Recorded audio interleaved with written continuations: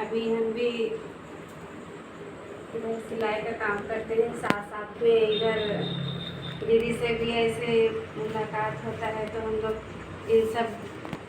हम लोग विश्वासी और ये क्रिश्चियन होने के नाते में हम लोग ये सब के बारे में जानते हैं और एक दूसरे को बताते हैं, ताकि हम लोग अपने इस जीवन में और अच्छा जीवन व्यतीत कर सके और प्रभु के मार्ग में अच्छा से चल सके करके। तो इसी तरह से हमको भी बचपन से चर्च आना जाना और संगति करना, ये सब मेरा बचपन से ही था और हम आते जाते रहते थे और संगति करते थे, लेकिन सही तरह से नहीं जानने की वजह से थोड़ा सा बातों में पीछे रहते थे। लेकिन धीरे धीरे जब बढ़ते गए, समय आया, तो जब हम स्कूल में पढ़ते थे, 6 क्लास में थे हम लोग के इधर बहुत बाइबल क्लास सब होता था, तो अटेंड करते थे। तो उसी तरह से एक बार हम गए हुए थे जमशेदपुर में, ऐसे ही 3-4 दिन का सभा था उसमें। तो वहाँ पर हमको बहुत अच्छा लगने लगा। फिर उसके बाद में वचन सब सुनने को मिला कि कैसे हम लोग को अपना जीवन को मतलब देना है, प्रभु को अपना दिल हृदय देना है, ताकि हम लोग आने वाला समय में मतलब जब हम लोग का मृत्यु हो जाएगा, हम लोग मर जाएंगे, तो हमारा जगह कहाँ होगा, हम कैसे रहेंगे, उस सब के बारे में जब बताया जा रहा था, तो कहानी के थ्रू से हमको मतलब मेरा जीवन परिवर्तन हुआ। और कहानी 2 भाइयों का था, जिसमें सबसे छोटा भाई बहुत बदमाश था और अपना बड़ा भाई का बात नहीं सुनता था और हमेशा मतलब इधर उधर जो मतलब अच्छा नहीं है, जो बुरा मार्ग है, उसी में चलता फिरता था। तो एक दिन ऐसा हुआ जब छोटा भाई बाहर ऐसे ही अपना दोस्ती यारी के साथ खेल रहा था, तो उसका अपना दोस्त के साथ में लड़ाई होते होते इतना ज़्यादा लड़ाई हो गया कि वो उसको मार डाला, जिसके वजह से उसका शरीर पूरा ड्रेस मतलब कपड़ा पूरा लहूलुहान हो गया। तो फिर वो डरता डरता हुआ अपना घर दौड़ते भागते आता है। उसके बाद में जब उसका बड़ा भाई देखता है कि उसको किस तरह से पूरा लहूलुहान हो गया है, तो बड़ा भाई समझ जाता है कि ज़रूर कि कुछ गलत ऐसा काम करके आया है, जो कि बहुत मतलब इससे बचाना इसको मुश्किल है। तो तुरंत बड़ा भाई उसका वस्त्र को तुरंत पहन लेता है, कपड़ा को, ताकि उसको बचा सके। और मतलब उसके पीछे वो भी दौड़ता हुआ आ रहा है और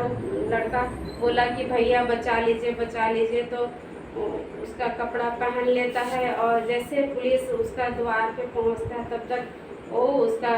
छोटा भाई का ड्रेस को पहन के अपना छोटा भाई को पूरा साफ क्लीन करके पूरा वो रेडी रहता है, जिससे कि उसको पता भी नहीं चलता है कि किसने वो काम किया ऐसे। तो फिर बड़ा भाई उसका कपड़ा को पहन लेता है और छोटा भाई बच जाता है। और जैसे पुलिस आता है तो उसका जैसा दिखता है कि किसका ड्रेस में खून है और किसका हाथ में लगा हुआ है, तो इस तरह से उसको देख कर के पुलिस उसी बड़ा भाई को ही ले जाता है, जबकि वो अपराध गलती उसका छोटा भाई किया था। इस तरह से वो अपना छोटा भाई से इतना प्यार करता था, उसको हर बार मना करता था कि ये सब नहीं करना है, इधर नहीं जाना है, हम लोग को ऐसे मतलब बुरा संगति में नहीं रहना है। फिर भी वो नहीं सुनने की वजह से लास्ट में एक दिन उसको वो मतलब वो उस तरह का परिस्थिति में पड़ गया। और उसका भाई उसको बचाने की वजह से, उसको उससे इतना प्यार करता था, उससे बचाने की वजह से वो उसका सारा गुनाह को मतलब वो अपने ऊपर ले लिया और उसको जाना पड़ गया मतलब पुलिस के साथ में थाना। तो इस तरह से जब वचन वहाँ पर बताया जा रहा था, कहानी बताया जा रहा था, तो हमको भी एकदम डर सा लगने लगा कि अगर हम अपना जीवन को अपने मर्जी से हमेशा ऐसे व्यतीत करेंगे तो एक दिन हम लोगों को बचाने वाला कोई और नहीं रहेगा। कौन हम लोग को बचाएगा? माता पिता तो हमारे साथ हमेशा रहते हैं, लेकिन जितना हम लोग के साथ में ईश्वर हम लोग के साथ में हमेशा रहता है, उतना वो हर समय हमारी मदद नहीं कर सकता। इसीलिए उस दिन जब इस तरह का बातें और कहानी सुने तो हमको बहुत ये लगने लगा कि हम भी बचपन से चढ़ जाते हैं और आज तक हम अपना हृदय अपना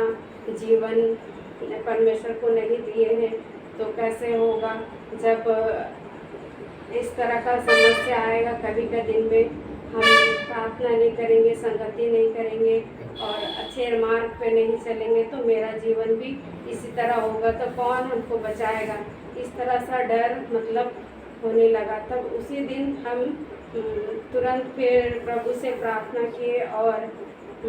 अपने आप का अपना जीवन तो प्रभु को सौंपे और उस दिन से लेके अब तक हमको प्रभु संभाला है। और कभी भी ऐसा मुसीबत आता है तो हम हमेशा प्रार्थना करते हैं और उसके द्वारा आज मतलब मेरा जीवन में बहुत सारा ऐसा तकलीफ आया, दुख आया, लेकिन हमको प्रभु संभाला और उस समय हमको वचन भी मिला। यूहन्ना 15:16 में लिखा है,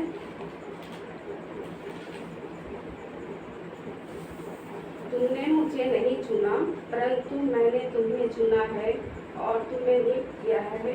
कि जाकर फल लाओ और तुम्हारा फल बना रहे,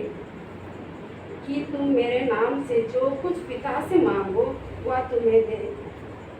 तो ऐसा उस दिन जब हम सुने तब से लेके हम हमेशा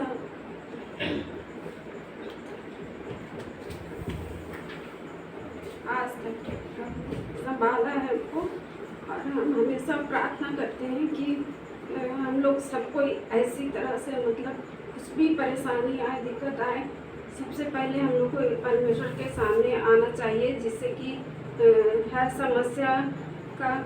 समाधान देर से ही सही पर वो निकालता है। इस चीज़ का अनुभव के साथ साथ अब तक हमको भी संभाला है। यही आप लोग को भी हम छोटा गवाही के द्वारा बताना चाहते हैं।